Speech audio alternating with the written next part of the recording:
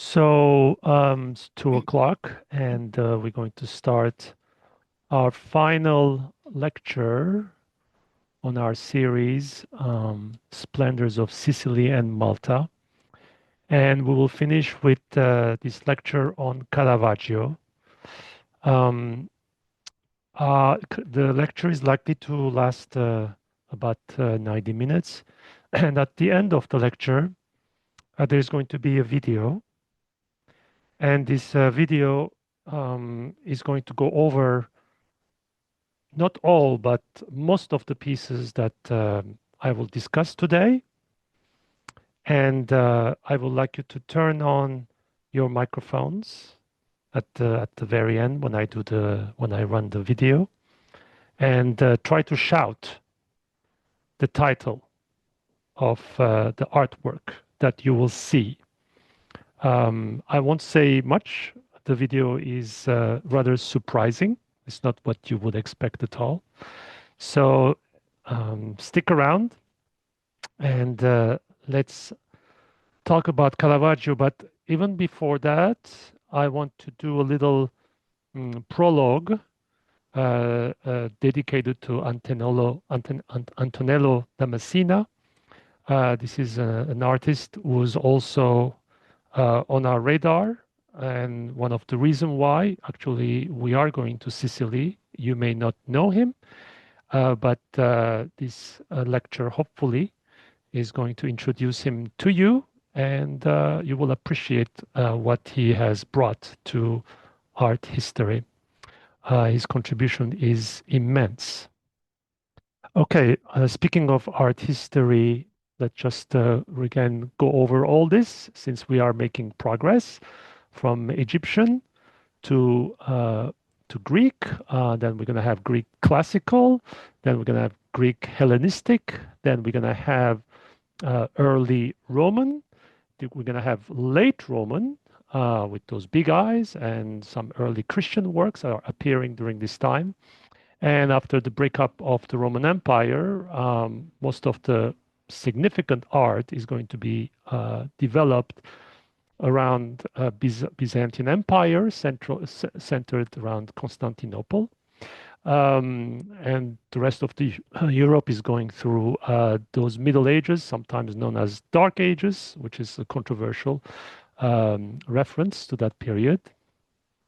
And so during those Middle Ages, which is kind of falling around all this, it's basically the art of medieval art that can be maybe named as such. So I'm not even mentioning that because it's not really a movement in itself. There are many things that are happening, Gothic and all that, but it's not really an art movement per se.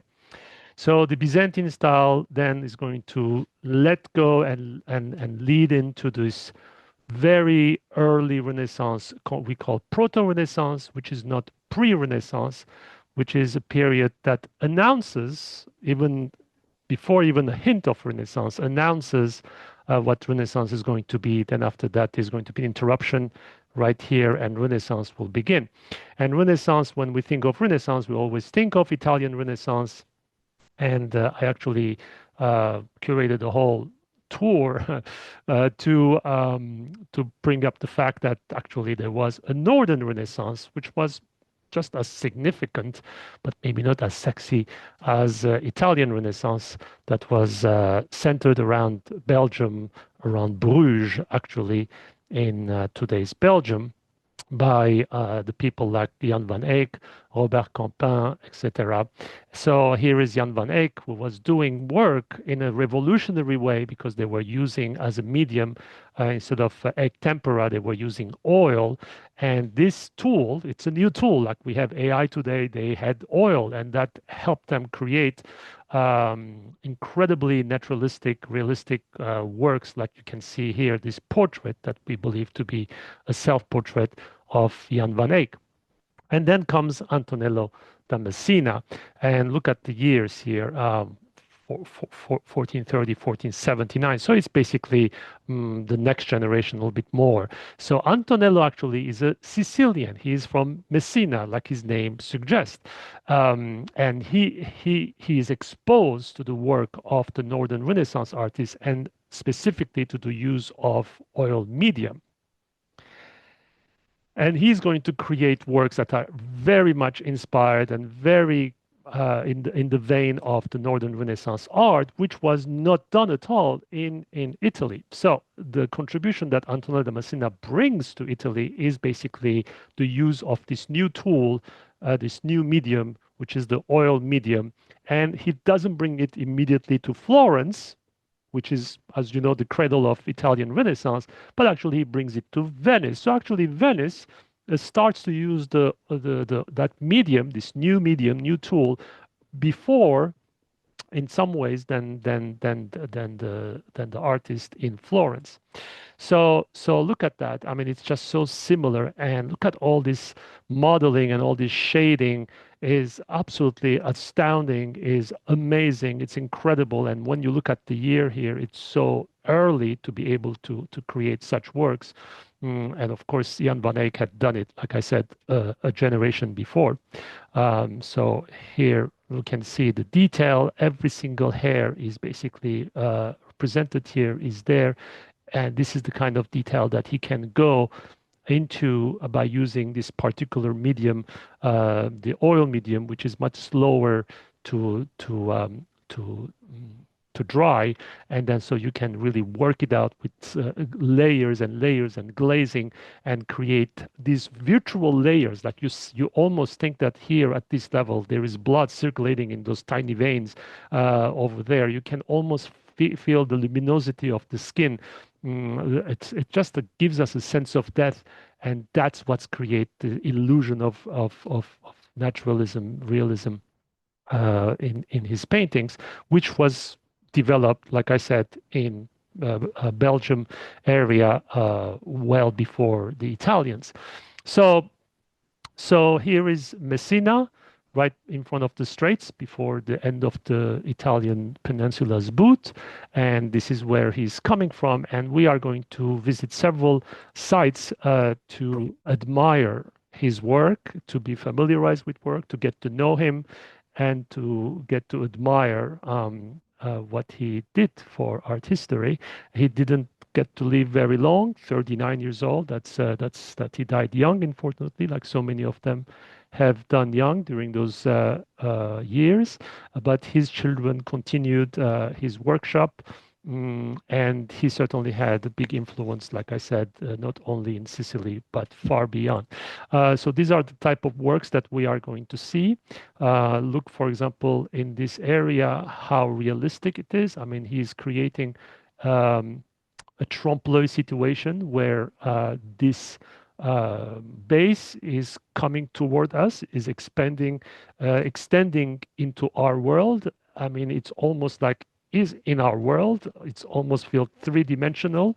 He's definitely playing with our optics here. And look at this little piece of paper that actually carries his signature, is opposed against this slab. And with the little shade there, all of this realism is incredible and must have, amazed people when they saw this in Italy, as he had seen it in the northern Europe. Now, whether he was there in person or not is a matter of debate. Several of those works from northern Europe had traveled to Italy, especially to Naples, which had connections between the Low Countries and Italy.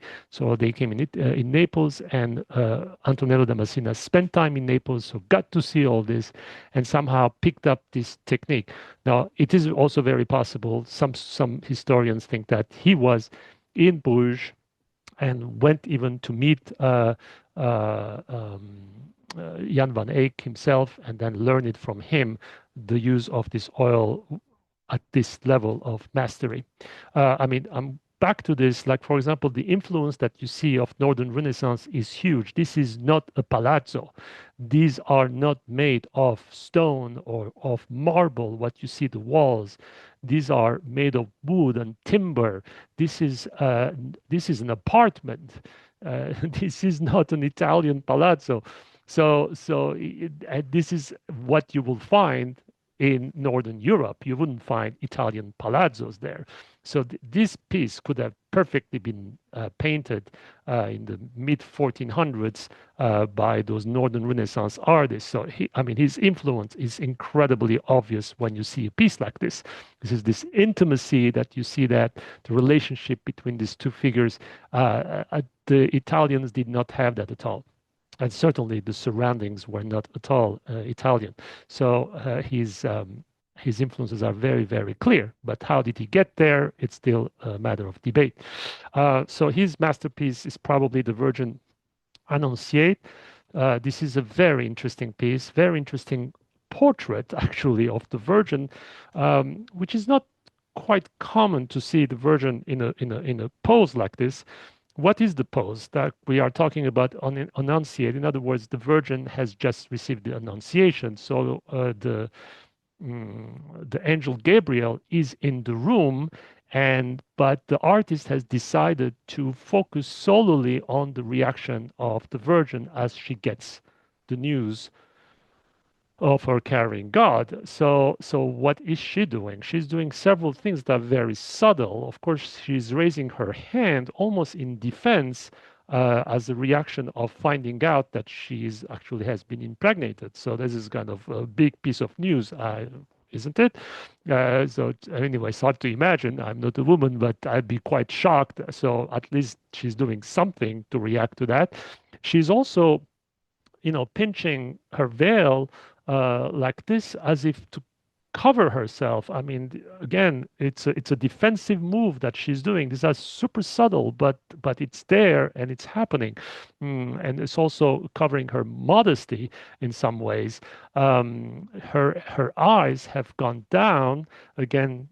Sign of modesty. She's not looking straight at us, so there is not this kind of pride or I don't know, just this, the strength, but she's looking down. She's accepting what basically she's told to be or to do.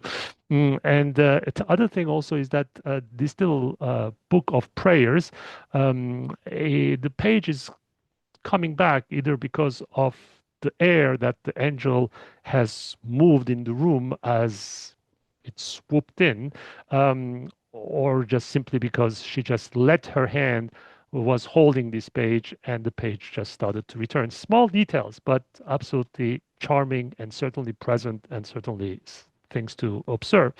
Anyway, so here she is, the Virgin Annunciate. Hopefully, if all goes well, we will see it at the Palazzo Abatellis in Palermo. I tend to say always, if all goes well and all that, it's coming from my Turkish background.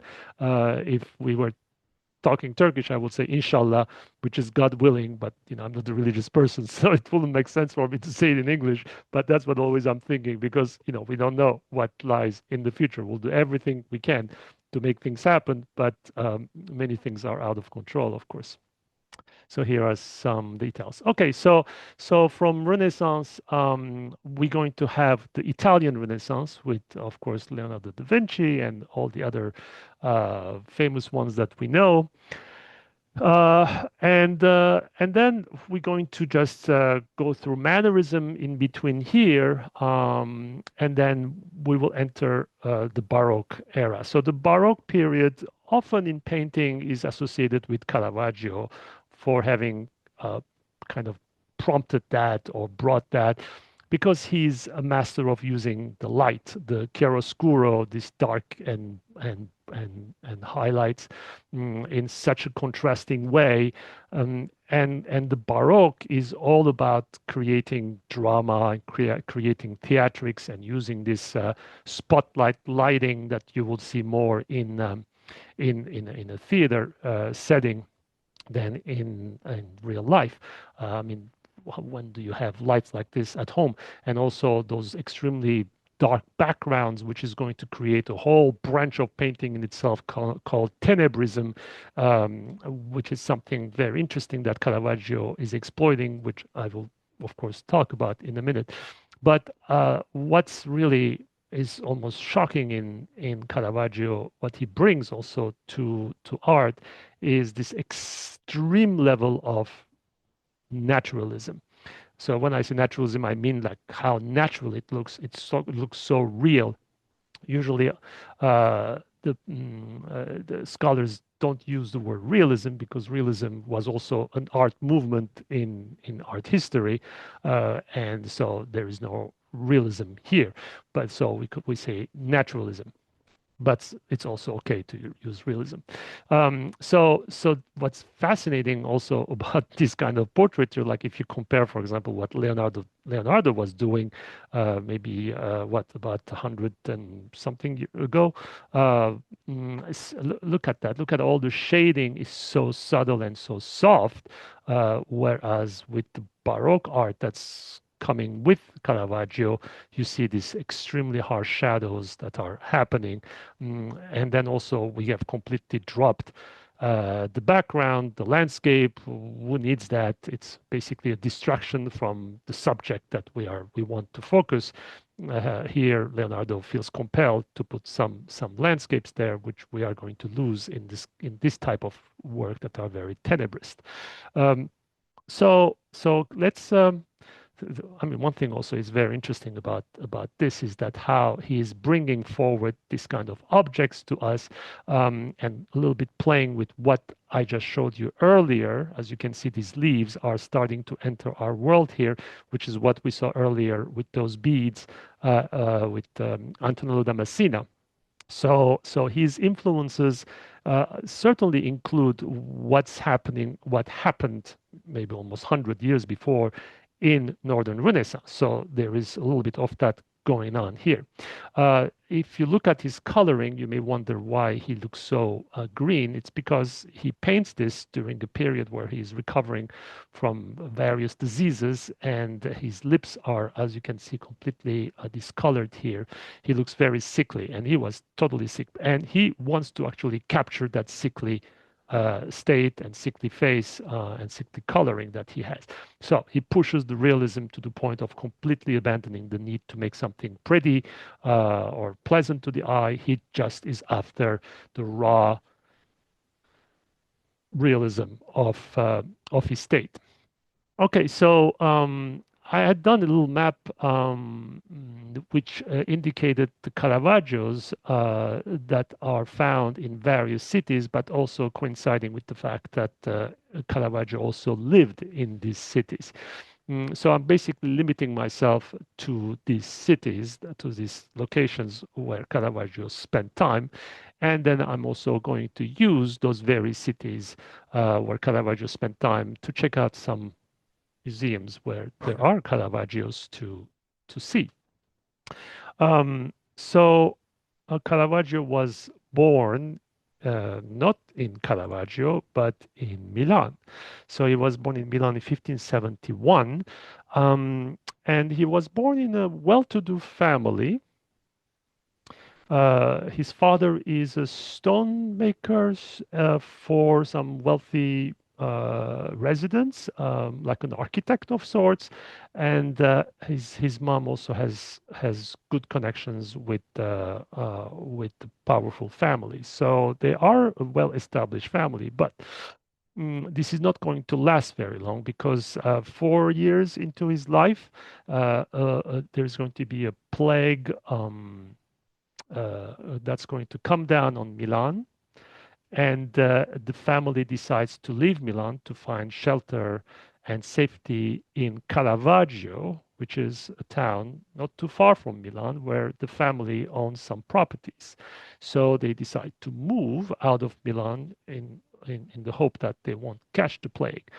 Well, the plague is going to follow them, and Caravaggio's father, Caravaggio's uncle, they both will die of the plague as they move to Caravaggio. And Caravaggio will grow up in Caravaggio until the age of 13, at which point his mother also will die, probably from the hardship that she went through trying to raise this kid. Was not easy. We can almost guess that he must have been quite a difficult child. So anyway, she dies while he's 13 years old. And so Caravaggio is then sent back to Milan, where he joins the workshop of an artist, and he learned how to paint. And he's so talented that he's going to be given the task of painting still lifes that are found in much larger compositions. In workshops, it was very common that some artists were honed to perfect their skills on some part, some genre that is found in paintings, whether it's the figures, whether it's the landscapes, and in Caravaggio's case, it will be those still lifes that could be found in some particular paintings. So he's becoming a master specialist of those still lifes. Um, and then if we go to Milan, to my knowledge, there is only one Caravaggio that could be seen over there. It's in this museum, Pinacoteca Ambrosiana.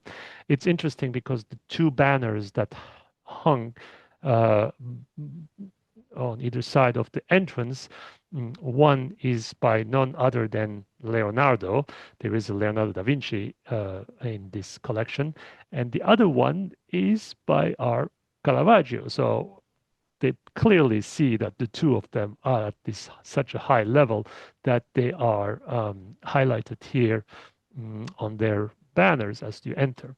So this is how the room looks where the Caravaggio is hanging, and maybe you guessed it, the Caravaggio is none other than the one at the end of the room, and he's occupying its own wall, an entire wall dedicated to this piece. So what is it?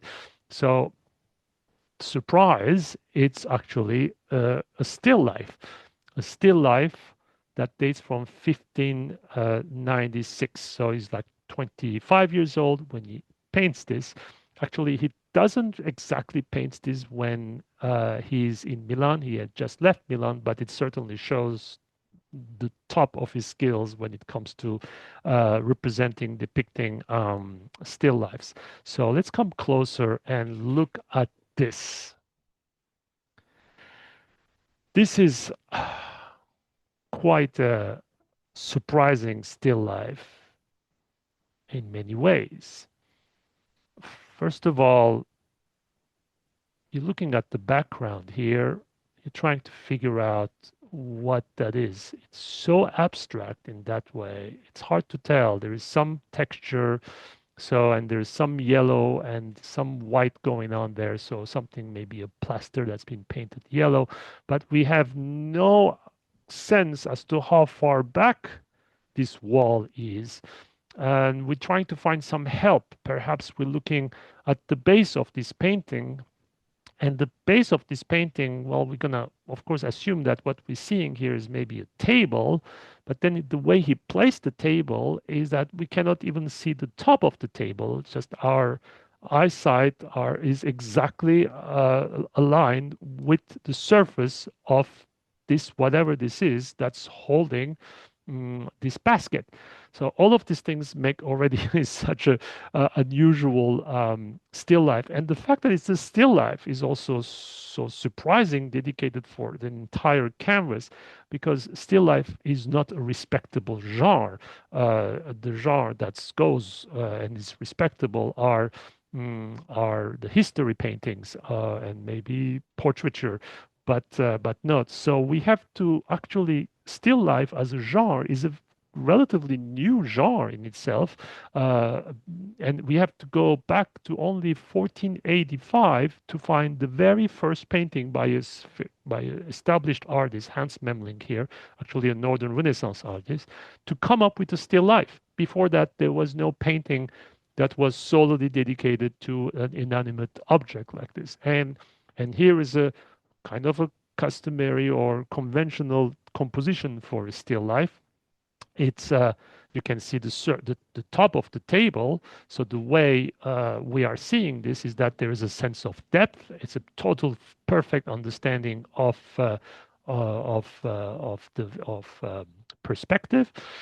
By the way, the rug is quite interesting. It's a rug by Hans Memling, and the Turkish have actually developed an entire line of type of rugs that are inspired by the rugs that found in Hans Memling's painting. It's kind of funny, and this could as well maybe be a rug coming from Turkey. So anyway, all that to say, here is a conventional composition for a still life, albeit it's perhaps the first still life ever in the history of art. Well, what is our little boy doing here? He's not giving us anything like that, and the background is totally abstracted. So now we have to focus on. So we have a little bit of shadow right here that suggests that uh, this basket is actually not going back because we have nowhere to go back, but there is room to come forward. And this is what Caravaggio is doing here. He's giving us a painting that's not giving us an illusion of depth, but there is not, I think, probably a proper word for what I'm going to say, but an illusion of coming into our world, basically piercing the canvas. That's what he wants. He will do this very often, where you will have the impression that he's basically breaking the canvas's surface and entering our world. So clearly, this is something that Caravaggio is intending to work on, to explore this effect of piercing the canvas and entering our words and almost being in our face. This is quite novel. Again, the usual way is to go back. He is not going back. There is nowhere to go back. You have a wall. We don't even know how far it is. We can only come forward. And then we're looking at the details here, and then we are noticing that there's very little perfection in any of these fruits and any of these leaves. Everything seems to be attacked by some disease or some blemishes. What's up with all that? There are bugs that are attacking these fruits. Some of them seems to be twisting in pain. Somebody plucked these grapes. They are like spent grapes. Um, all that to say, again, Caravaggio, this subversive side of his, it doesn't want to give us perfection, prettiness. It's all just this raw, real life.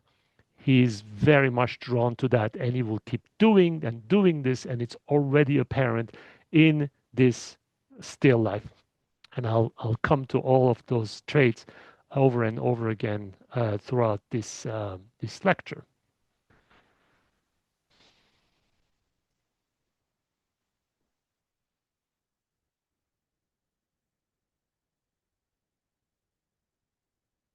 So, of course, you may also think that this could be a painting in the genre of what we call vanitas, the kind of paintings that remind you that one day you will be gone and all your earthly pleasures that you have and earthly things that you have accumulated, your wealth, your house, your jewelry, your money, all of these things mean nothing because we are here just temporarily. And here it is, these fruits were absolutely beautiful one day. Well, guess what? Nobody stays beautiful forever. So, you know what? Be humble, be modest in life, and be religious. So there is a message in this kind of artwork. It's the whole school, and they call this vanitas paintings. I'm not sure that this is a vanitas painting, but maybe it is. But that's also another subject for debate. But anyway, so our Caravaggio is actually getting already in trouble with the law in Milan, and he decides to leave Milan and arrives uh, in Rome. And Rome, he's going to be perfectly at home in Rome because his character is almost the one of a thug. Uh, he's very comfortable living in the streets. He's very comfortable accosting and working with prostitutes. So the streets are his home. He arrives absolutely destitute. He has nowhere to go. He has no money. He barely has anything enough to eat. So this is the condition in which he arrives in Rome. And you have to remember that during that time, artists mostly are making a living by painting based on commissions. Uh, Today, a huge majority of art is done by artists in the hope that somebody will buy them through either online or through a gallery or something like that. So they basically create the artwork and then hope that the artwork will find a home. Well, during those times, it was the other way around. The home was done, and then you were looking for artwork, and then you will commission. And the homes we're talking about is not really an apartment. We're talking either palazzos or we're talking churches. We're talking, yeah, so those kind of places. So these there is not really too much of an opportunity for an artist to come with no connection, no chance of getting commissions and try to make a living there. However, there are a few dealers and a few shops, a few galleries per se, apparently. Okay, because he finds one of them and he's going to befriend that person, and I will get to that in a minute. What we're looking at is the map of Rome when he gets there. And these are all of the locations, places where we can see Caravaggios in Rome that are available for the public to see, whether they are churches, whether they are museums. The private collections, I don't know where they are, so nobody knows those probably, so they are not mentioned. So we will visit several of those locations now today to see some of those Caravaggios. And we will start with the Borghese Gallery. So this is an amazing place where you've got lots of Caravaggios, I think 7 of them, and several, top Berninis and Raphaels and Canovas, etc. But Caravaggios that we're gonna look at here is this one. Um, Very interesting. Again, this is an early work, 1593, early work, and uh, what are we seeing? Lots of still life. Again, he's such a master of making still life that we have them here in this basket, maybe even the same very basket that he used for over that table. There is not too many blemishes here. There are several of them, but not too many. I don't think that he wants to distract us with those blemishes on the artwork, but he wants us to focus on the figure here. And the figure has this like naked shoulder, is a male. Looks like he just woke up, had really had time to fix his hair. He's got these languorous eyes. His lips are parted, so they have that sensual, homoerotic posture here. Anyway, so Caravaggio already showing where he stands vis-a-vis these things. Yes, he will be probably a bi, like they say. He's very comfortable with men as well as with women, and this is probably one of his buddies that he's portraying. In fact, he's an artist himself that he's going to be a friend and maybe his lover. So we don't know. I like this painting also very much because during the COVID times, it was the subject of many I don't know how to say spoofs or so we had scenes like this, which was pretty cool. But some others with maybe more humor turned it into this, which is also pretty fun. And then some even pushed it even further and came up with that. So anyway, so here we go. This is where Caravaggio is doing at this point, and our next artwork is going to be at the Capitoline Museums. We have to say hi to, of course, Constantine the Great, my ancestor, just because he founded Constantinople and I was born in Istanbul, and also because he's got a very similar nose to mine. But other than that, I don't think we have any kind of blood relationship. But I like to say hi to him anyway. And then here is the artwork that we're going to see. Quite an important piece in the career of Caravaggio, because with that dealer that I mentioned earlier, they're going to concoct a little plan. There is this collector that seems to be passing in front of this shop very regularly. He's a cardinal. His name is Cardinal Del Monte, and they know he's a collector.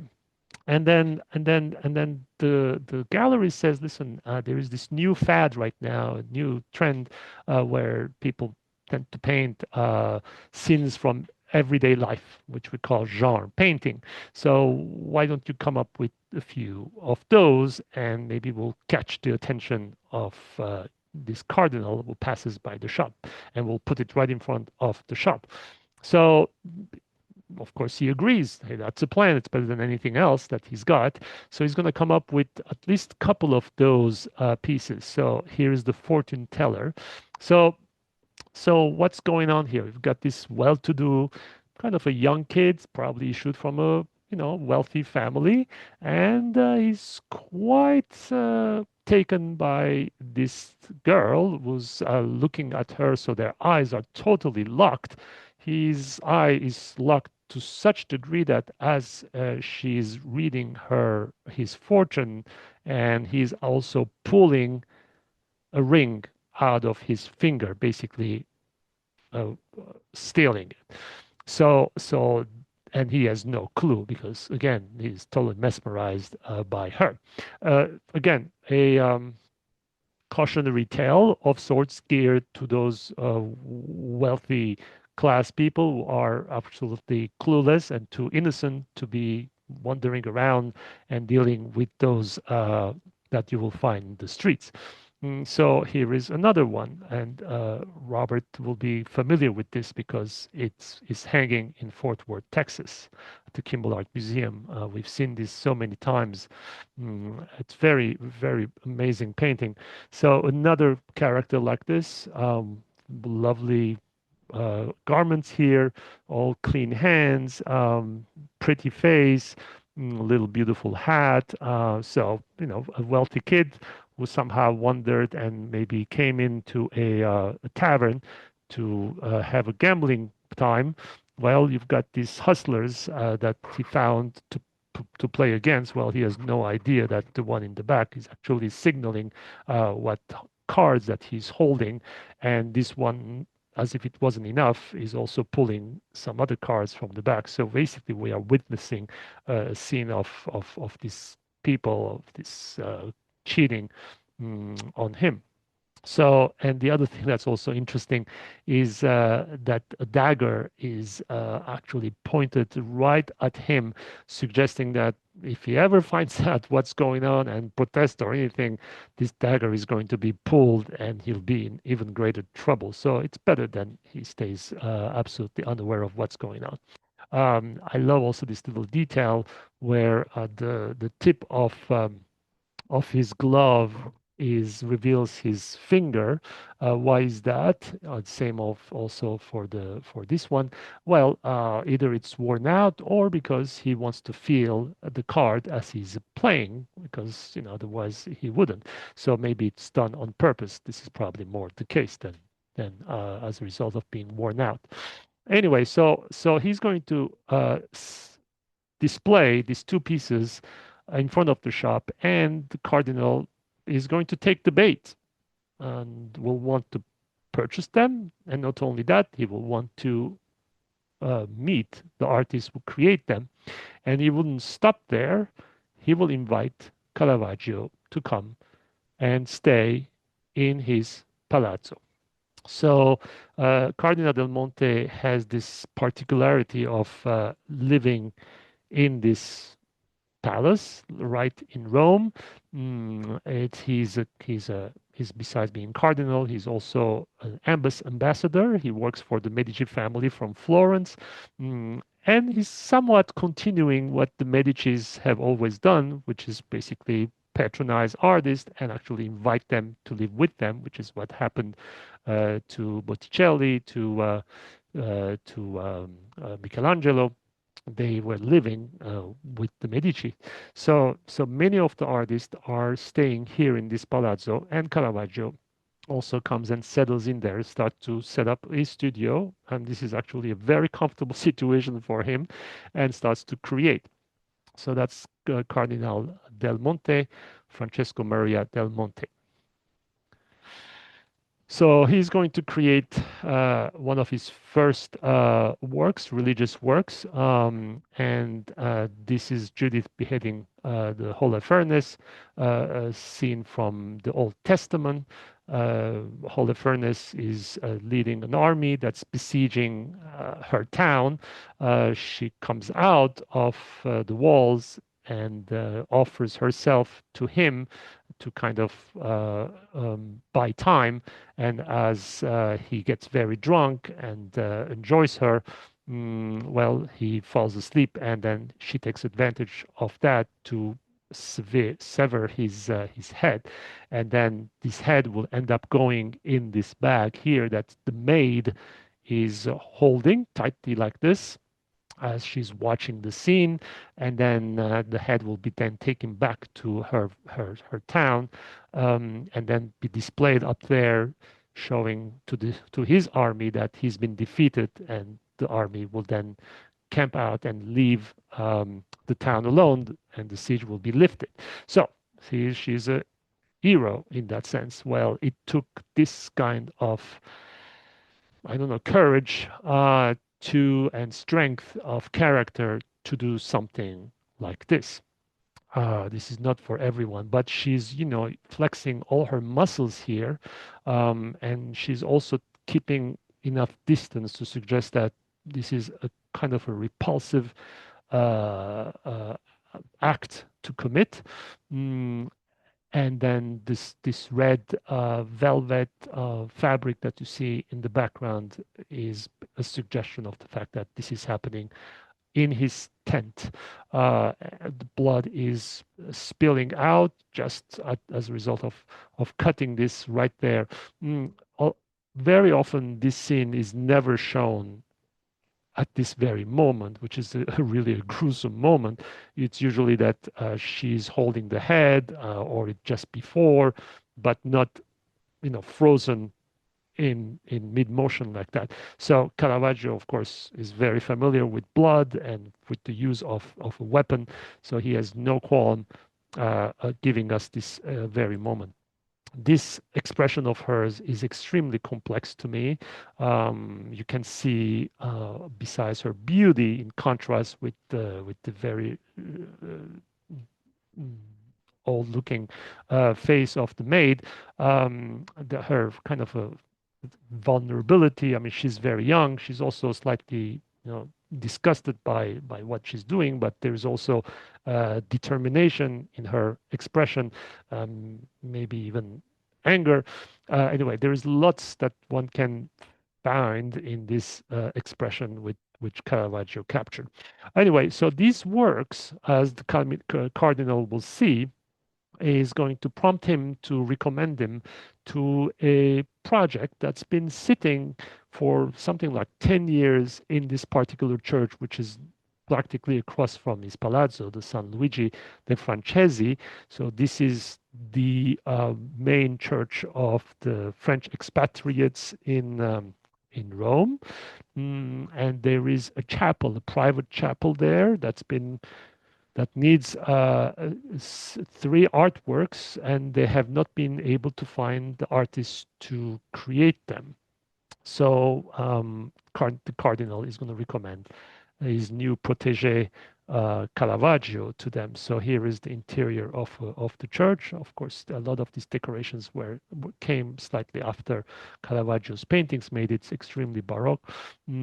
So the chapel in question is the Contarelli Chapel. Um, Contarelli actually, like I said, is a French expatriates. That's the Italianate version of Quantrell. Quantrell will be the French way to pronounce his name, but it will be extremely hard even for me to pronounce that. So Contarelli is what they made out of Quantrell. And then Mathieu is the French name of Matthew, and in Italian is Matteo. So of course, Saint Matthew is going to be the subject of those three paintings, the main character. So these are three scenes from the life of Saint Matthew. So to the left, this is kind of close how you would see it if you were to uh, proceed in front of the main altar of the chapel. So on the left, you will see the calling of St. Matthew. On the right, at the center, you will see the inspiration of St. Matthew. And to the right, you will see the martyrdom of St. Matthew. Notice the years, 1600, 1600, 1602. Why did it take 2 years to paint this? Well, pin that thought because I'll get to that in a minute. So, calling of St. Matthew. What are we seeing here? We're seeing, I think, our first thing that our eyes go is probably this group of figures who seem to be around a table. One wonders whether they are in a tavern or something, though we're not seeing anything being drunk. Then these figures seem to be occupied with something. So we can kind of come maybe closer and see that actually they seem to be looking at money and maybe counting money.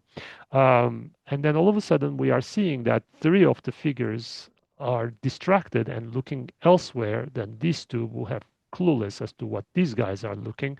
So then we realize that there are two other figures kind of lurking or coming out of the shadows here. And one of them is basically swept by a ray of light that's coming from the top right side, and then we are perhaps able even to notice that there is the beginning of a halo there, where it's basically Jesus that's pointing in the direction of this little crowd in some ways. And then the other figure, we see his profile here emerging now in the darkness again. And he also has his finger, his index pointing in that direction. Now you follow those two directions, and you find this guy was basically, continuing that gesture. And we're not sure whether he's pointing to himself or is he pointing to this fellow who's still counting money and still hasn't realized that all the stuff is happening here. Well, when you know what St. Matthew looks like, most likely it's him, then this young fellow here. So he's basically pointing out at himself and saying, what? You mean me? You want me? So yeah, and so that's what Jesus is doing at this point as he's coming with the light. And remember that as they are looking there, they're kind of a little bit blinded. So it's hard to really understand what's going on. Plus, the gesture that he's striking here with his little, finger, kind of loose like that, it's ambiguous. You almost have to figure it out by just reading his mind or something. So I don't know if you have thought of what that gesture, that pose reminds us is none other than Michelangelo, that he's literally quoting here. This hand of Adam is practically the same hand gesture as in Jesus' case. So it's quite interesting that he's doing that. By the way, I forgot to say that, Caravaggio is named Caravaggio because he came from the town of Caravaggio. Before his name, this name was stuck to him. He was Michelangelo Merisi. Michelangelo Merisi was his name. But then when he came back from Caravaggio to Milan, he became Michelangelo Merisi da Caravaggio, the Michelangelo Merisi of Caravaggio. But usually the Italians, they refer to their artist by their first name. So if you were to refer to Caravaggio, you should have referred to him as Michelangelo. But guess what? There was already a very famous Michelangelo, so you're not going to refer to Caravaggio as Michelangelo. So they basically dropped this convention of using the first name to refer to artist, and then used the name of the city that he came from, even though he wasn't even born there, but he came from there to Milan. So that's how Caravaggio name got stuck, and the Michelangelo the Merisi kind of got dropped. Certainly the Michelangelo. By the way, when you talk about Leonardo da Vinci, it is kind of gauche to refer to him as Da Vinci. So, you have to refer to Leonardo da Vinci as Leonardo, never Da Vinci, because there are so many people from Da Vinci. They are from the town of Vinci. Okay. So the second painting at the center behind the main altar is inspiration of Saint Matthew. Saint Matthew is one of the four evangelists, but his particularity is that since he was a taxman and was very good in math and with finance, maybe he wasn't very gifted when it came to writing his gospel.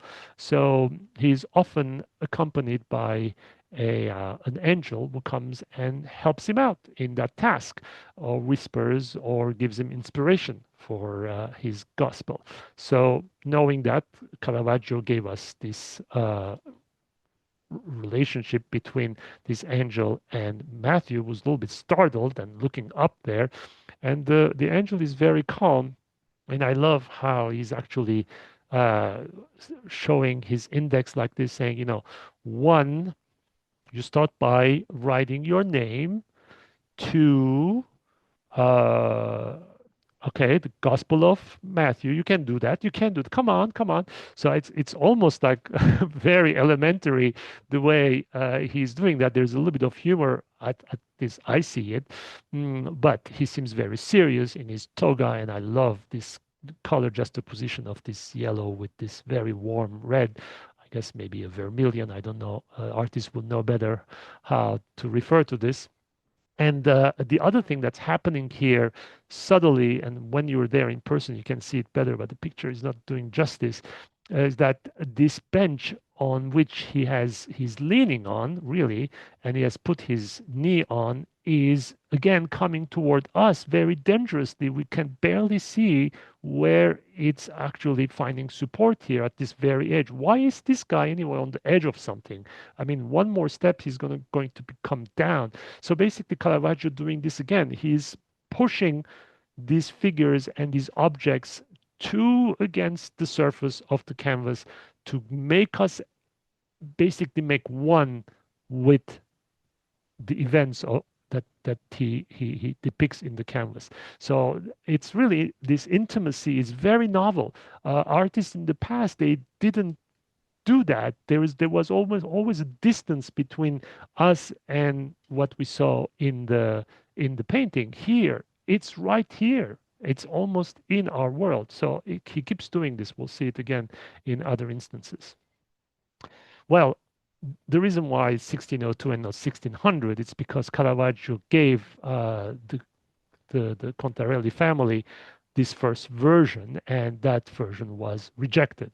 Why was it rejected? This is again this subversive side of Caravaggio, where he gave us a Saint Matthew that looked too much like a peasant, didn't have the dignity of this Saint Matthew with a toga, almost like a philosopher. He looks really like a workman, and his muscles are muscles that you build not because you're an athlete, but you build because you're proletarian or something.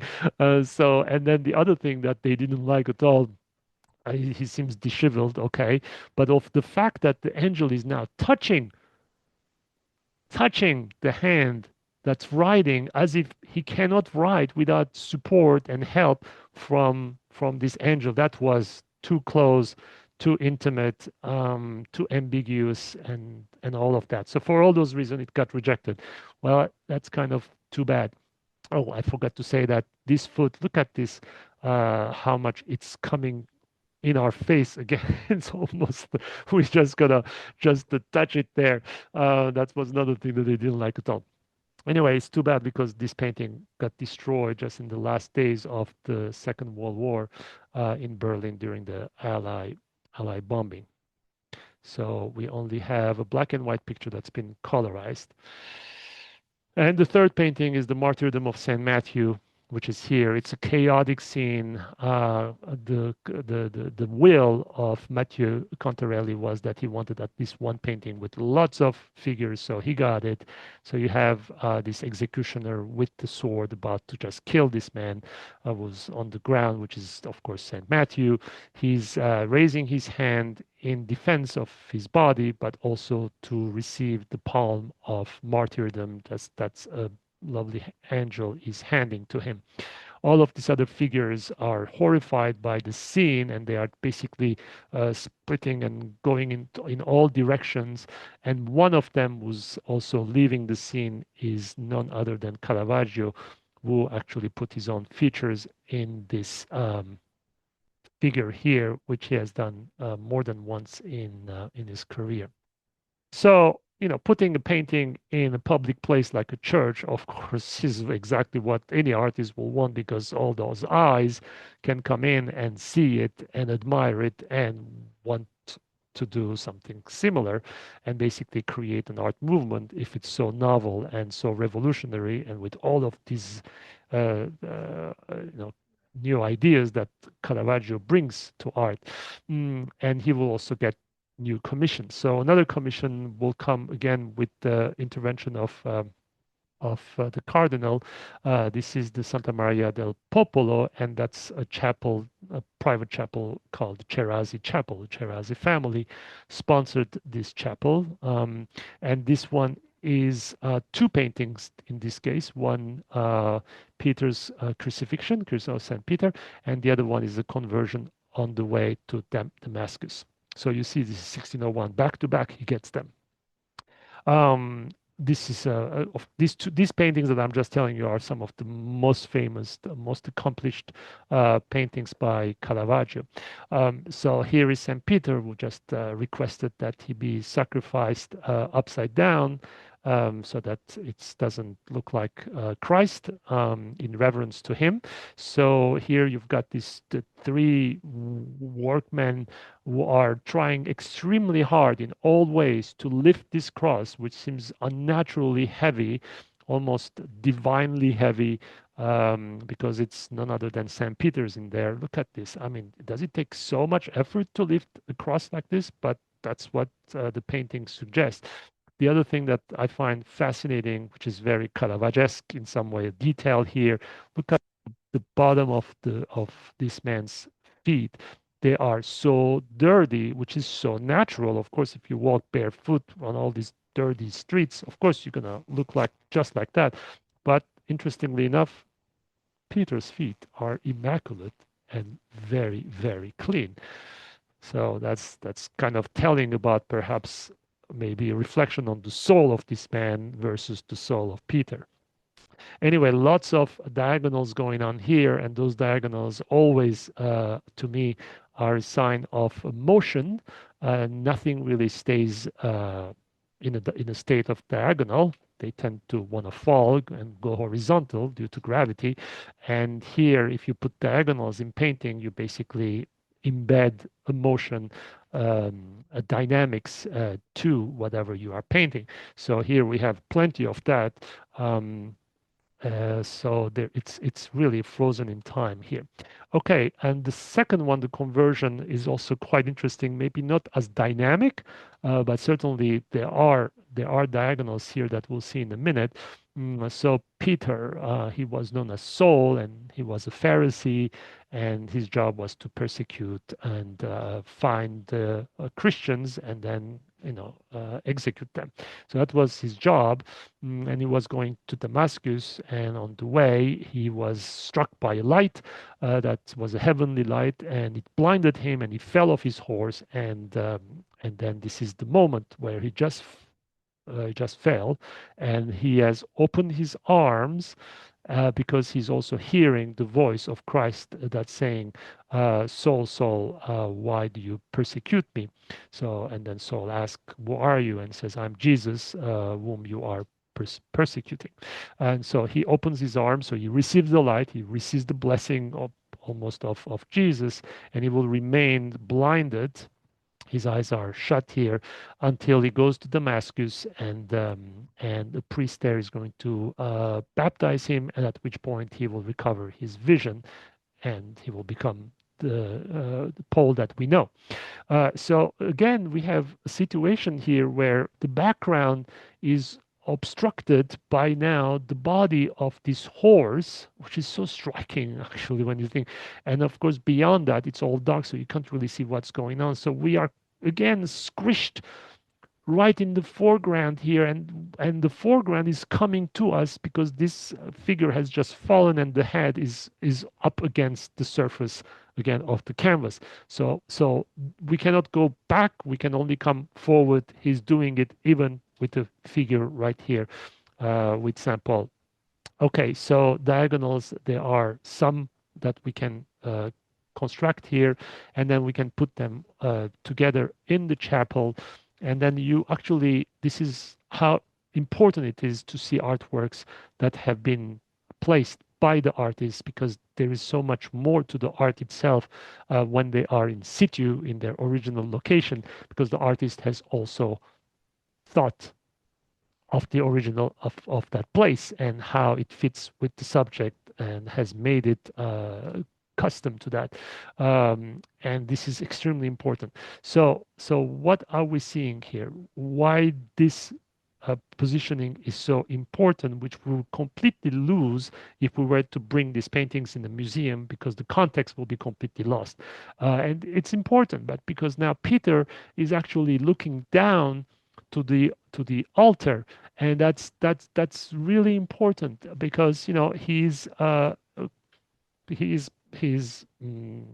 the first pope. He is associated with the church, so he is going to look down to this altar. That makes perfect sense that he will be just paying attention to the altar of the sacrifice, which is what's happening to him. So that's perfectly logical.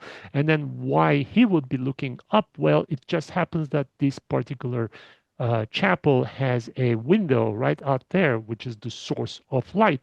And as you know, Paul was struck by light that came from the heavens. So it's perfectly logical that the orientation is this way.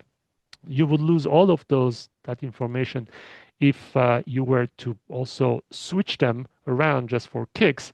And now all of a sudden, if you were to put Paul on the left side, where is he looking? That makes little sense. There's nothing here. And then why is Peter looking at us? That's also will be illogical. So all of these things are extremely important. That's why I like to find artworks that were placed by artists themselves, and see the logic, the reasoning behind the rationale behind it. Okay, so now Caravaggio is really a famous artist that has a huge following and also has many patrons that are now and commissioning him. So here is another one that was commissioned. Somehow it ended up in the collection of the Vatican, but it was commissioned for a private chapel, which I can't remember now which one it is.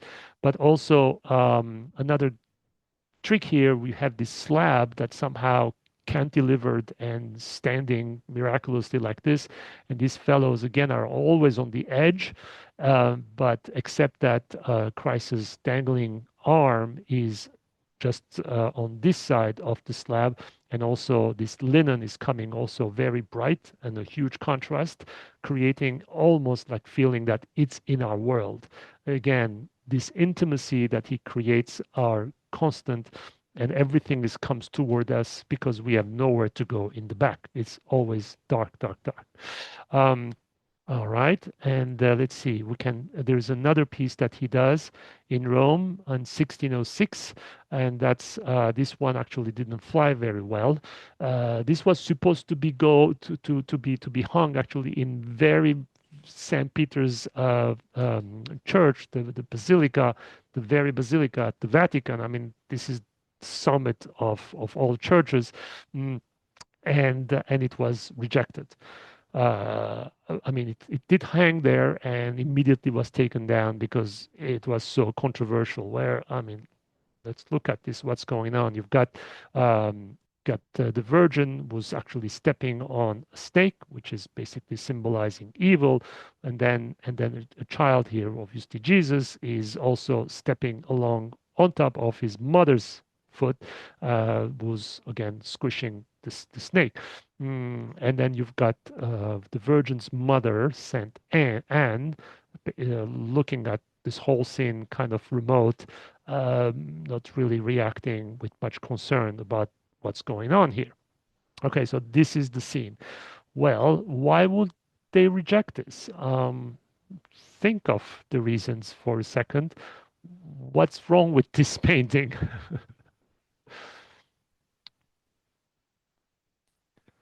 Well, there are many things they didn't like here. There's not too many things to begin with. I mean, they're just basically three figures and a snake. Well, they didn't like the way Jesus appeared. It was too real again, too natural. There was too much showing. It was like basically a kid from the street that he found and then just made him pose and then put it in the painting. That just didn't have um, the aura, the holiness of Jesus as a child. So that didn't fly. They didn't like why a snake needed so many feet to be crushed. I mean, one or the other would have been just fine. So that too much effort for these important people to try to squish a snake.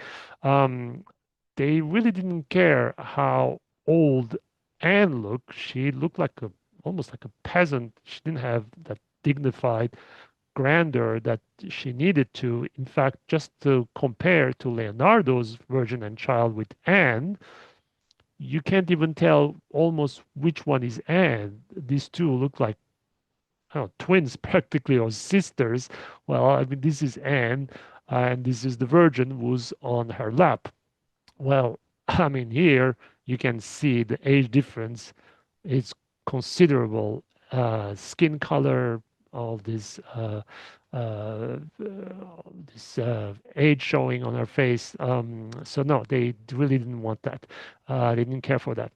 So that was another problem. And of course, the décolletage, the low cut dress, and a little bit too many curves appearing on her chest was too much.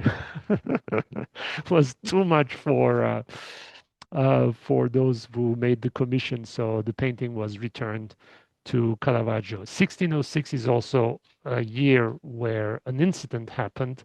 The incident was terrible, so much that he will never be able to return to Rome. After that, he will kill a man. The circumstances are not really clear.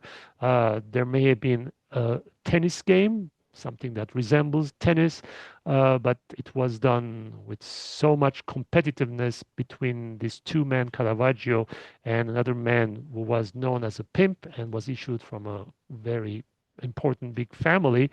Um, Ranuccio Tomassoni. That was the name of the guy. I mean, he was almost like at the level of a gangster. But anyway, so the tennis game turns into a shouting game, and the shouting game turns into a brawl, and then all of a sudden they pull their weapons, which is basically their sword, and the duel starts. And Caravaggio was a very good swordsman, so he was able to defeat Tomassoni, but he didn't stop there. He, uh, it's very possible that one of the reasons why these two didn't get along, maybe because there was a woman in between them, but in any case, Caravaggio decides to castrate this man, and then basically plunge his sword in his private parts. But that's I think he missed it, and then instead he cuts an artery, so the defeated man starts to bleed profusely, uncontrollably, so much that he's going to die from bleeding. And then at this point, of course, Caravaggio has fled the scene, and not only fled the scene very quickly, he's going to flee and leave Rome, and the authorities will condemn him to death. And so anybody who can find him can kill him and get a reward. Of course, that's why he will go to Naples.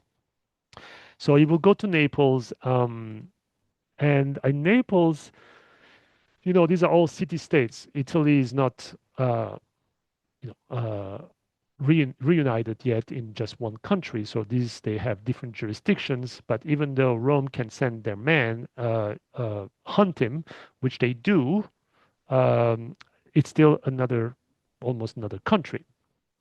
So over there, he knows many important families who are actually kind of remotely related to his mother. So he goes and finds refuge among them. And he starts immediately, of course, taking some commissions because he's probably at this point even as the most famous um, painter in the whole of Italy. So there are three locations that I'm aware of where we can see Caravaggio's in Naples. One of the paintings that he's going to produce there is this very controversial Mary Magdalene. If you know me, I like to collect Mary Magdalenes, and this is probably the most sultry and the most controversial of Mary Magdalene. Somehow there is a little belly there. What does it suggest? Mary Magdalene never had an ecstasy, and Caravaggio gives us one, and there's so much other things to say about this, but it's in the private collection. Nobody knows exactly who that is except a few people who know where this painting is. It was exhibited for a short time this year. I think it was somewhere in an Asian country, I can remember, or maybe in India, I think. And that's how some better pictures have emerged of this painting. Otherwise, it's extremely hard to find good pictures. But the what he gets a very important commission is in this church, Piemonte della Misericordia. And it's an interesting building, kind of an octagonal shape. There is no central aisle. It doesn't have your usual Latin cross structure design. And you've got all of these, chapels, like private chapels, and in the main altar at the center, you've got the Caravaggio. So it just shows you how important it is. So the piece in question is the Seven Acts of Mercy. So in this also semi-chaotic composition, now you have to also understand how Caravaggio composes something. There is no drawing behind this like the Florentines will do. He doesn't waste any time just drawing all of this and then applying the paint later.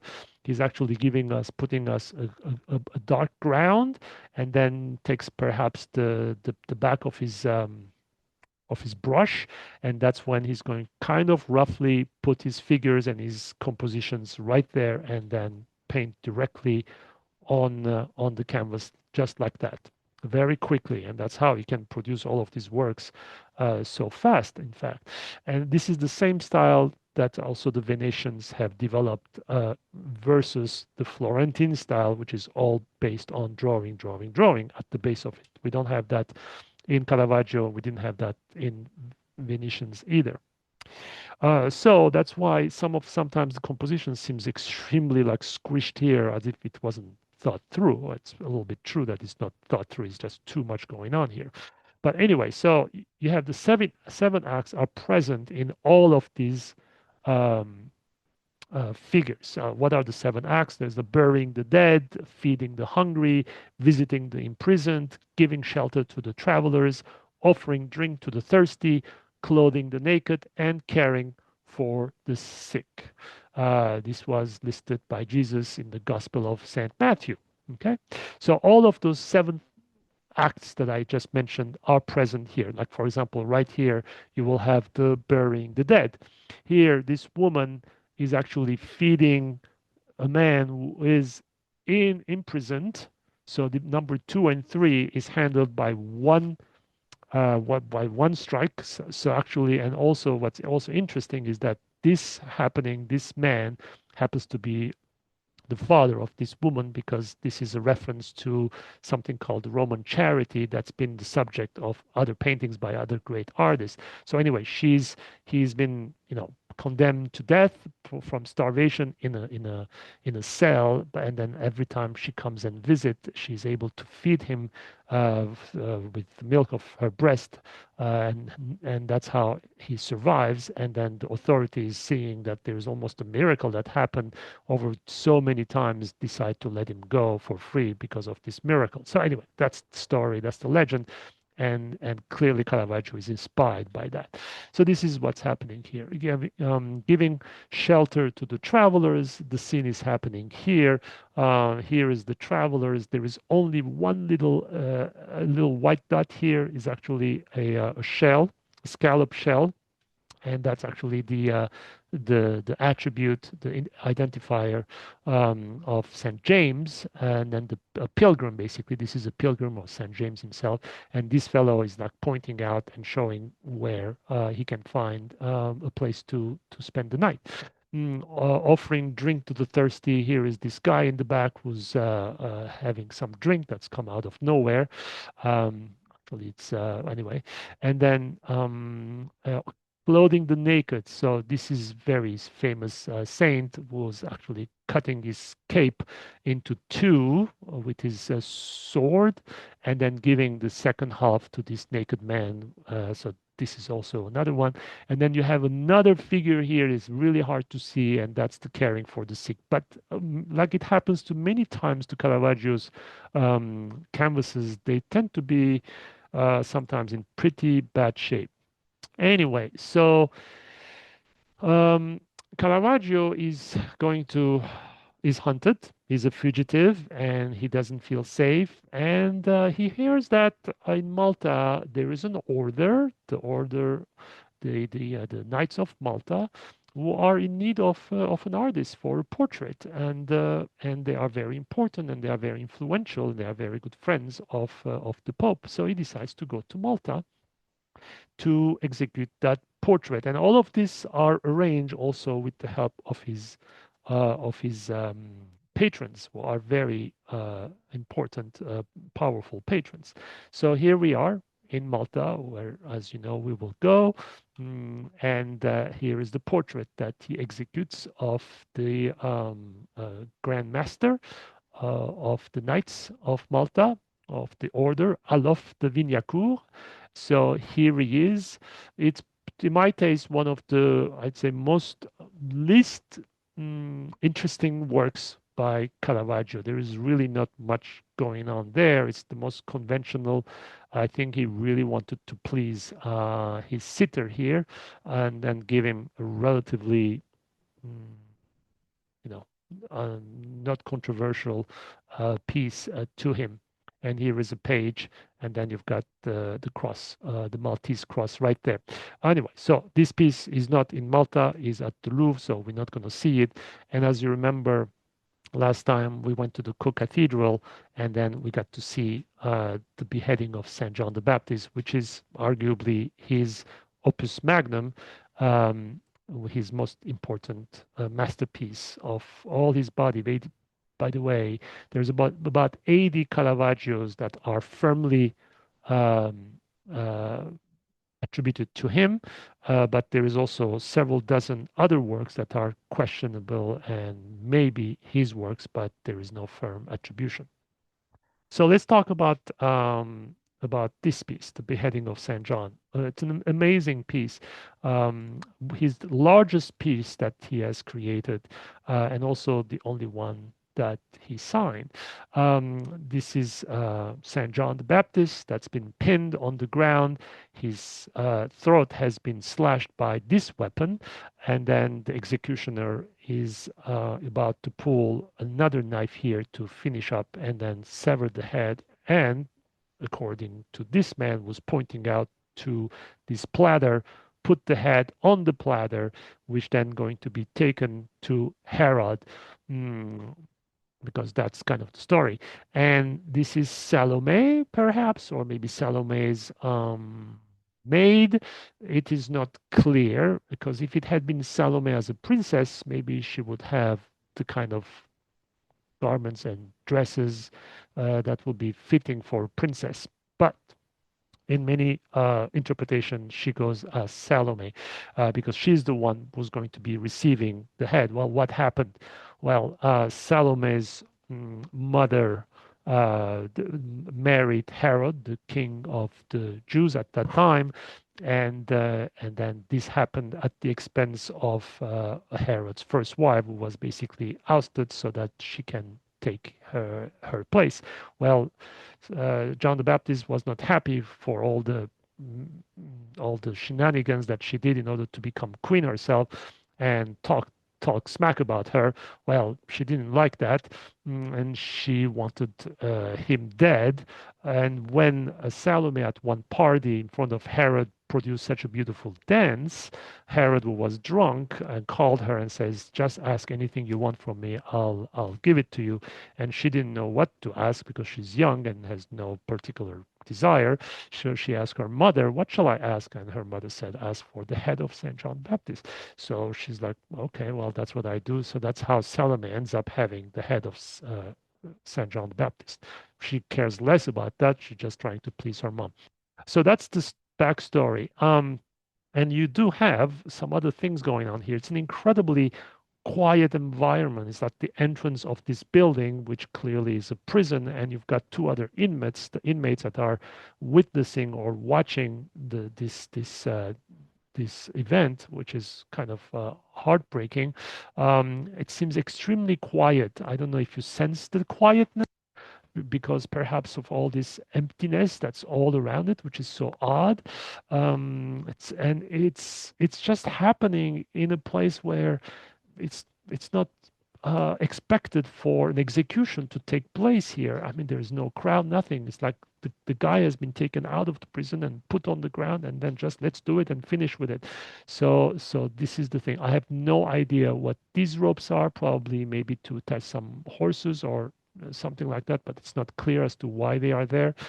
I don't think it's to hang people, but that's a mystery. If anybody can come up with a theory here, I'll be more than happy to hear it. Anyway, so this is the scene. I also very drawn to this character right there. She is clasping her head as she's looking kind of horrified to this scene. Well, if you are that horrified, why are you keep looking at it? Just turn your head away. But sometimes we are drawn to to those things that are revolting us. So this is a little bit what's going on. Shows a little bit the human character. So here are some really amazing details that's rendered by Caravaggio here.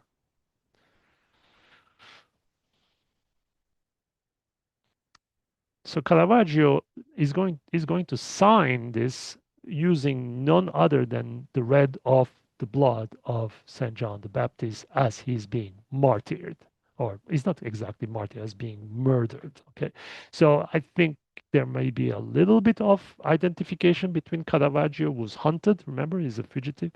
He's still being wanted for having killed someone, and he's going to write F, Michelangelo F, because after he did the portrait of Vignacourt and then another portrait, he's going to be inducted to the knighthood. He's going to be a knight of Malta. So the knights call each other brother, which in Italian is Fra, F-R-A. So that's the F here, and then F Michelangelo. So this is why you have the F there.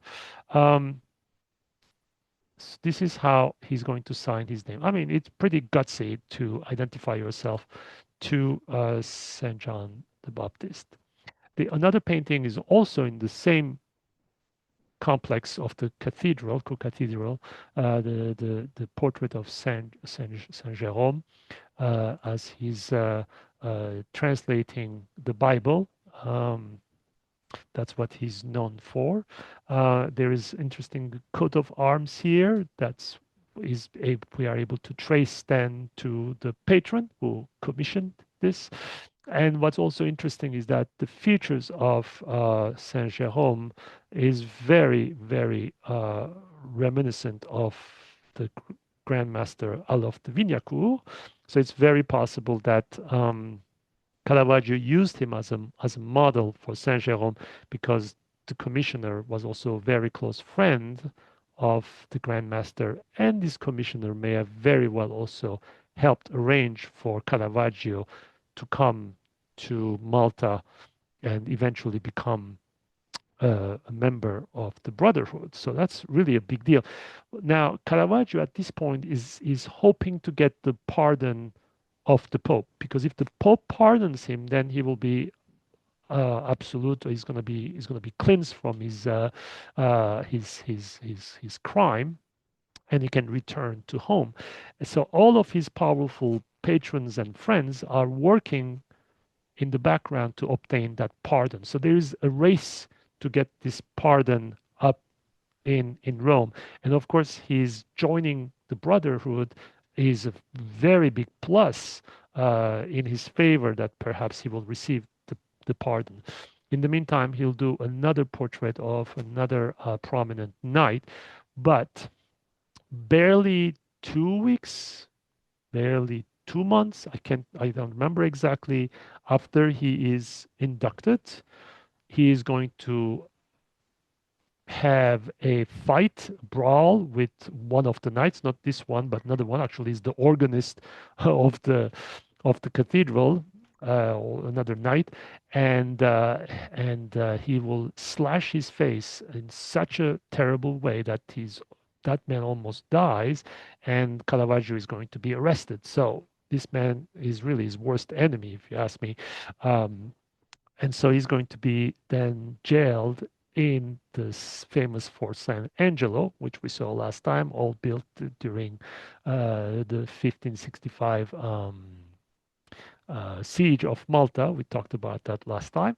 So in this very fort that was built for that purpose, there's a bunch of prison cells there, and he's going to be thrown in jail. He's going to spend about 2 weeks, about 7 weeks there, and some miraculous way, and I don't know how, nobody knows how he manages, probably bribing, probably friends, maybe the commissioner of one of his paintings will allow him to escape from this fort and board a little ship or something, and then find yourself in Syracuse in Sicily. So here we are in Sicily. So actually, his trajectory is different than ours. We go first to Sicily, then Malta. Here he goes to Malta first, then he goes to Sicily and he starts in Syracuse.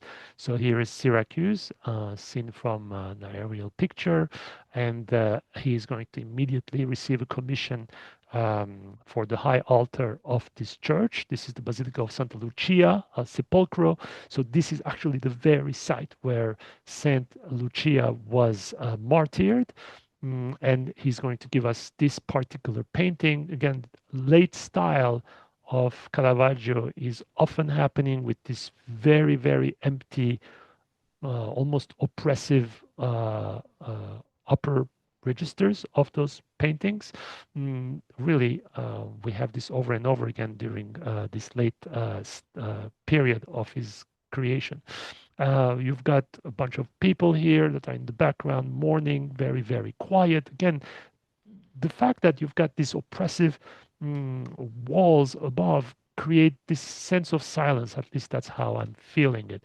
But you do have this kind of almost giant, like extremely strong workers, grave diggers that are just digging a grave here that they're gonna bury Lucia, Saint Lucy, whom I talked about last time. And so this is the scene, and then she was actually killed around early 300s during the Diocletian persecutions, and she was basically killed with a dagger that was just either slashed her throat or just pierced through her throat. So you still have a little bit of that showing here. But again, the work has not aged well, was exposed to a lot of dampness. So that's why we have a lot of discoloration going on, and some of the definitions here have been completely lost, unfortunately.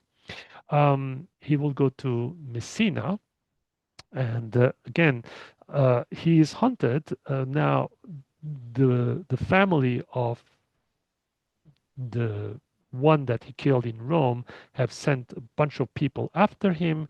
He's actually a fugitive. He's being, he has, there is a bounty on him, and he also now made some new enemies with the with the knights of Malta, who are most likely also going and looking for him in Sicily. So there's a whole little army after him, and in the middle of all this, in under this kind of context, this is how Caravaggio is creating this series of paintings. It's really hard to understand. I mean, we're not talking small little paintings that go into a carry-on luggage. I mean, these are huge paintings. What kind of studios is he finding? Well, he has friends everywhere at the same time. I mean, admirers. Um, And in Sicily, it happens that one of the artists over there had been close associate with him in Rome, and so he's in Sicily, so probably he's using his studio as well. But I mean, it's kind of amazing how he's able to produce these large pieces wherever he goes while he's on the run. So here is the Adoration of the Shepherds, again with a lot of empty spots right on top, not much depth going on, and here is the raising of Lazarus, and here he gives us again a Jesus who's basically giving the order to Lazarus to wake, even though he had been buried days before. Martha and Mary Magdalene, right there, had sent word to him while Lazarus was sick to come and help because he was known to heal people miraculously. But by the time he came, Lazarus was already not just dead, but also buried.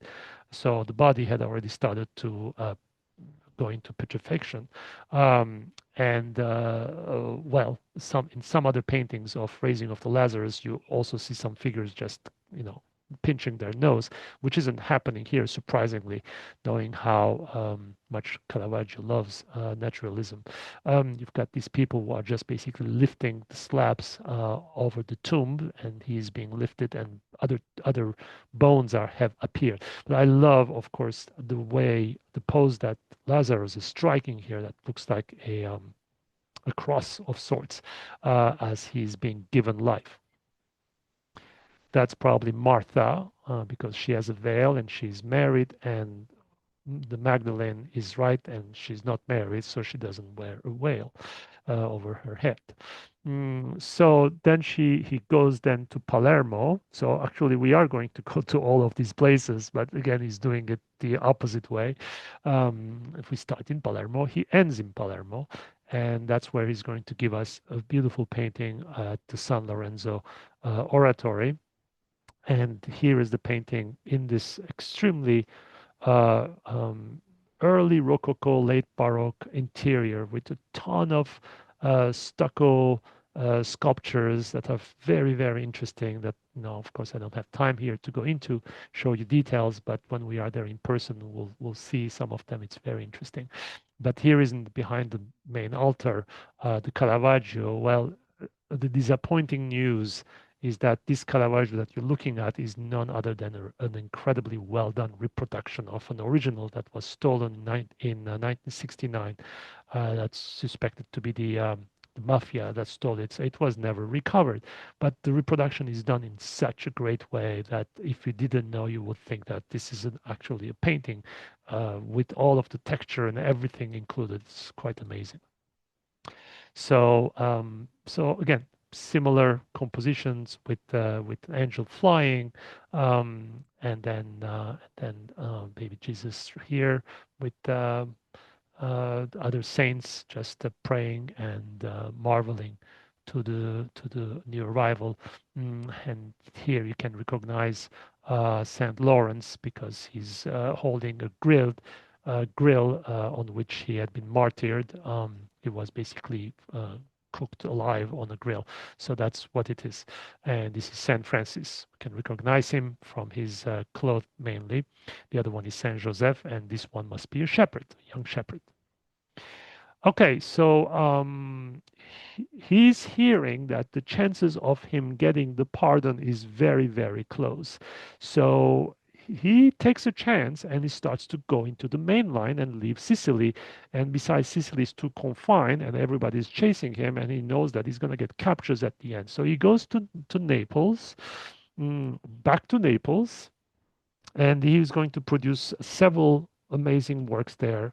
These his last works are going to be there, and one palazzo over there holds one of his last pieces, which is so beautiful. That piece is in one room, a room that's only dedicated to that work, and I have a video that I took. It's very, very it's very lightly lit room. But so here it gives you an idea.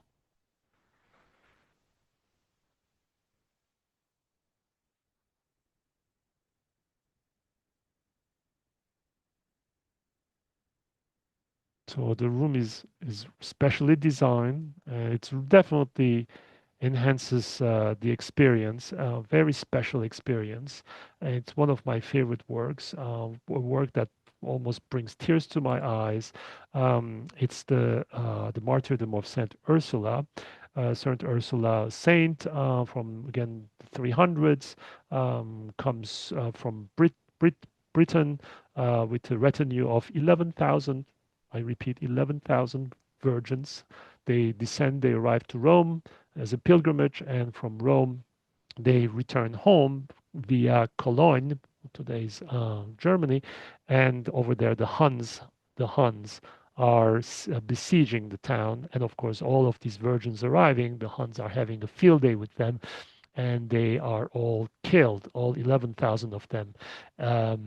And but they spare Ursula, who was their leader, and the head of the Huns, maybe Attila himself, asked to marry her. Of course, she declines, and then Attila takes his bow and then shoots an arrow uh, at her at very close range, as you can see here. And I love, I'm just so moved by her expression. And then she actually holds her chest and creates almost an area, uh, almost like a target, and saying, okay, this is where my heart is, and please just hit right here. And that's what she's doing. And there is a little jet of blood that just comes out of there. And the arrow is moving so fast that it's ghosted practically. It's really, really a powerful piece, despite the fact that it's in terrible shape. This was for a Genoese banker that he produced this work. So it needed to go to Genoa, and that banker had a representative in Naples. So when he acquired the painting, even though he knew it wasn't dry yet, he just puts it up in the sun, hoping that it will dry fast. It has a adverse effect, and then the painting is returned back to Caravaggio to get fixed. So he kind of fixed it again. The painting is wet, and this guy is really an idiot. He packs it too soon, so a lot of the paint kind of get smushed, and we lose a lot of definition as a result of that. So some parts of the painting are really hurt, despite all the efforts to restore it. But anyway, so this is the piece. And then Caravaggio is going to just is so sure that he's getting messages that his pardon is imminent, before he starts to go toward Rome. He cannot go to Rome yet, but he decides to come very close to Rome and try to take a ship that's going to take a ferry that's going to take him near Rome. Again, not in Rome because he will be arrested there. But just before that, he's found by some of his assailants who have been hunting him, and they beat him so badly, and they slash his face so deeply that they think that he's dead. So they leave him for dead, and they don't really finish him up.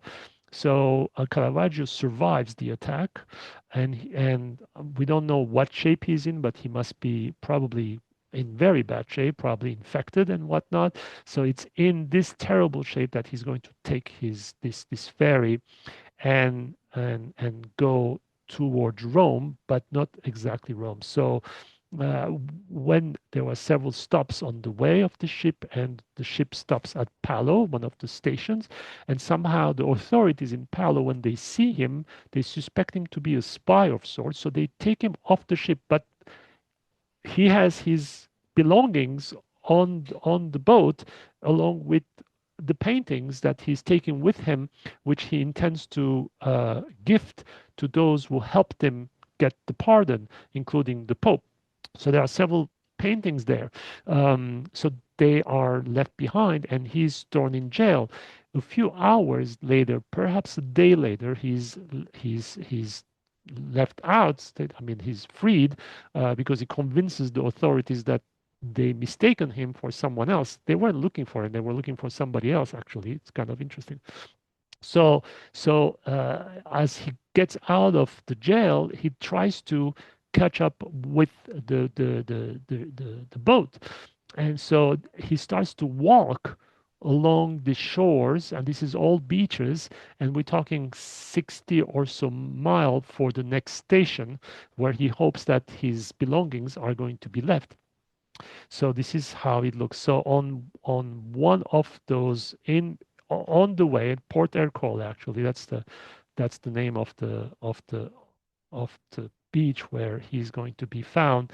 He collapses with fever, probably from infection, maybe dehydration. We don't know, but he completely collapses. And then he will die on a beach like this in Port Ercole. This is how he will die in 1610. He's going to be found by some monks, probably shortly after, be taken to the uh, monastery's infirmary, or how do you call it, hospital. And of course, it's too late. He's dead. And on that very day, he's going to be buried in a common pit. So we have never recovered his bones. There was some attempt to identify his bone in 2010, but it has not convinced anyone that what they found was actually Caravaggio's. So this is how he finishes his life, and the monks write on as a report after finding him that he died without the help of man or of God, meaning that he died alone and without the last rites. So this is our end of Caravaggio, and this is one of the paintings that he left on the boat as it was going without him, and it shows again David, but here holding the head of Goliath. And what's fascinating about this painting is that both David and Goliath are self-portraits. Um, Here is portrayed as young Caravaggio, and here he's portrayed as old Caravaggio. He's the hero and at the same time the villain. He's the artist, the genius, and the murderer, the sinner. I mean, it's also a reminder that we kind of all have a little bit of David in us and all have a little bit of Goliath with us. But in his case, those opposing forces existed in their most extreme force. We had an absolute genius and an absolute thug on both ends of the spectrum. Anyway, so he's handing his head to those who are willing to receive and who are willing to pardon him, certainly posterity and people like me and everyone who loves Caravaggio certainly have pardoned him to a certain degree. Okay, well that's the end of our lecture here, and here comes this video that I wanted to show you, which is going to go through several of the works that we see, not all of them, and so enjoy.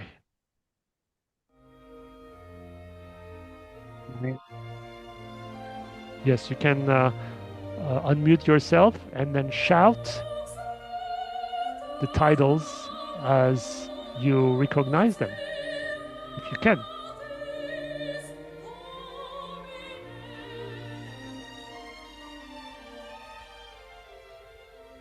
What? What do we have here? The position, we saw this one. It has the Jesus. The entombment, right? Exactly, entombment, exactly.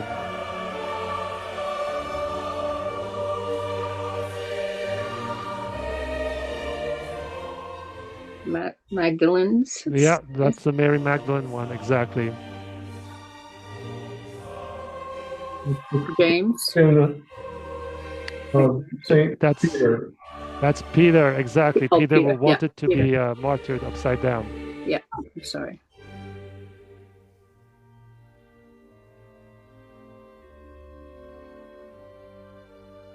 Beheading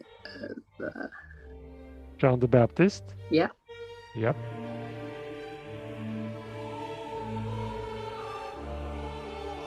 That's Judith and Holofernes. Holofernes, exactly.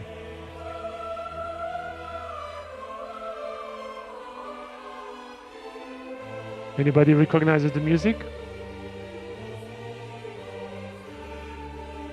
That's the flagellation. Mozart's Requiem. Yeah, it's a requiem. Shada knows about it because she's gonna sing it.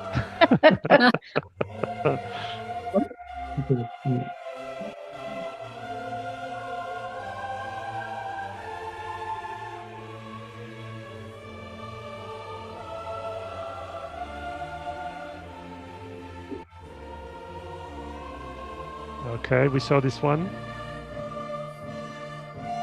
Yeah. That's Saint Matthew being martyred.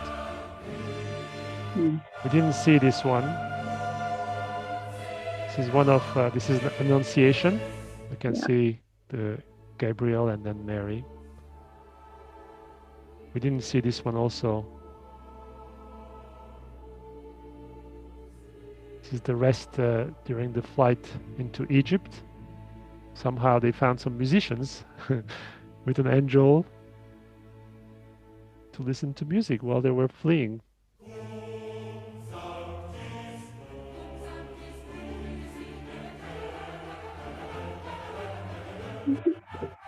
I didn't show this one, but this is a Narcissus saying okay. We saw this.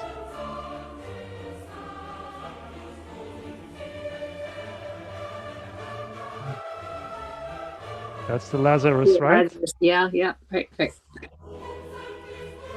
We didn't see this one. This is St. Francis in ecstasy. Mm.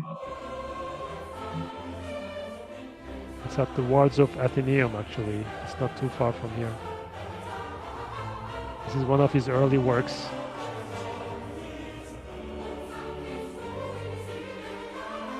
With the still life. We didn't see this one, but it's Bacchus.